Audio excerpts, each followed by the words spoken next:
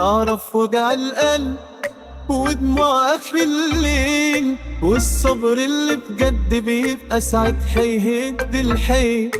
جرح اللي أكيد حب بيكون وقته طويل، يفضل فترة يقول عالحب ده كده أو تمثيل. بعرف وجع القلب ودموع آخر الليل، والصبر اللي بجد بيبقى ساعتها يهد الحيل.